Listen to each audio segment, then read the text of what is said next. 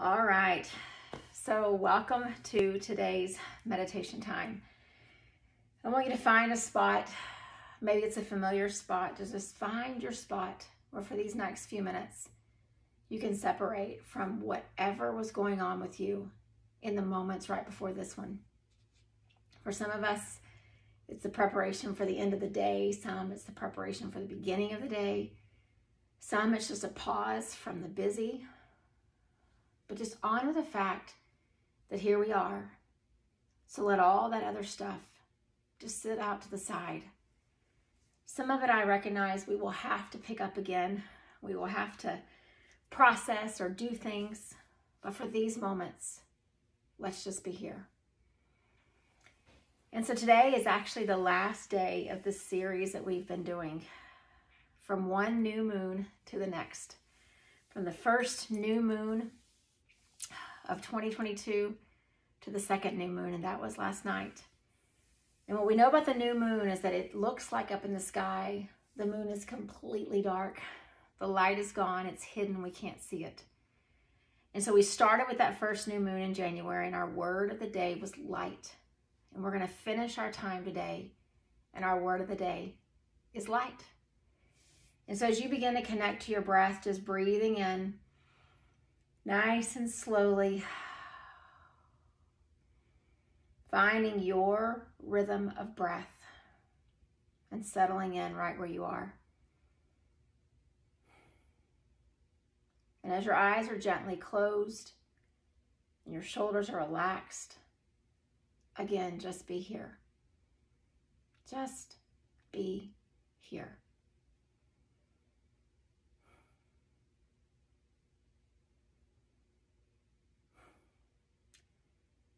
There's a quote from BKS Iyengar, who is our yogi guy, who gives us so many good things to think about, so many things to remind us about. And he says, "The hardness of a diamond is part of its usefulness, but its true value is in the light that shines through it." So listen to that again as you sit quietly, allowing the body just to become a little more calm, a little softer, the breath a little more steady. He said, the hardness of a diamond is part of its usefulness, but its true value is in the light that shines through it.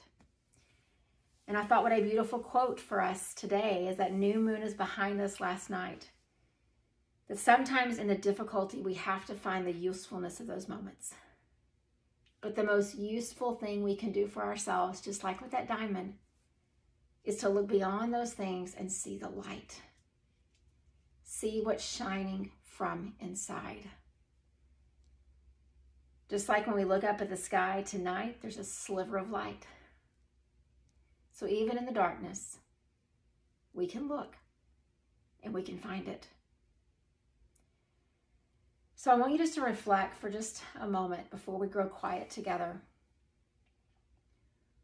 Where in your life do you need to set aside the usefulness, the functionality of things, the practicality of stuff, and just focus on your light? For some of us, maybe it's in a relationship. For some, it could be at work. For some, it's even in our yoga practice. We show up for the usefulness of what that practice gives us, the physicalness of asana. And it is so good for us.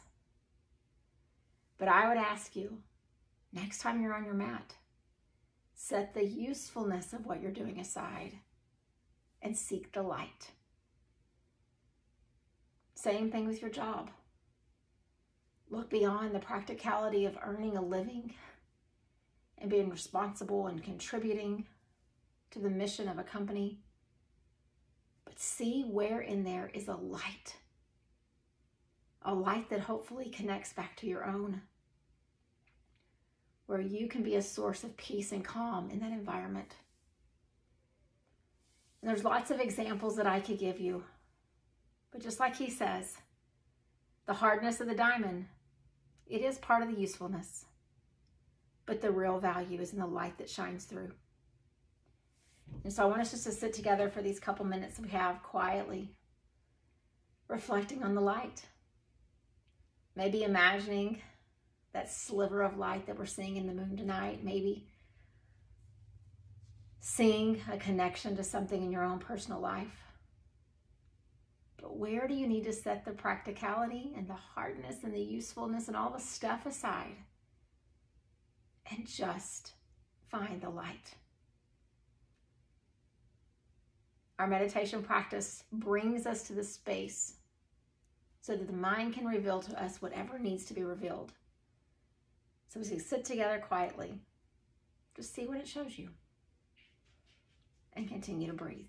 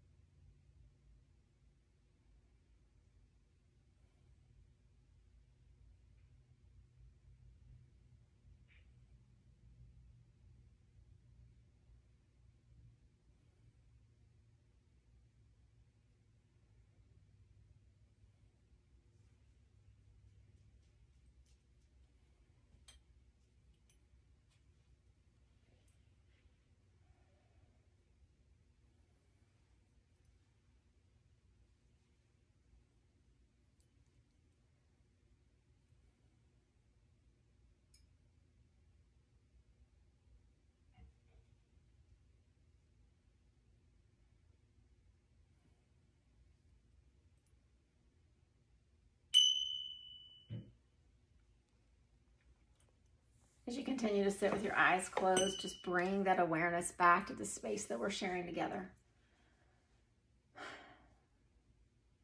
And I have one more example for us to think about with this idea of light. And that's our meditation practice. It does serve a function in life. It's a respite. It's a stability for many of us in our day-to-day life. It's a chance to hit reset and to leave our meditation time and try a little bit harder, going the right direction. It can be many things from a functional perspective.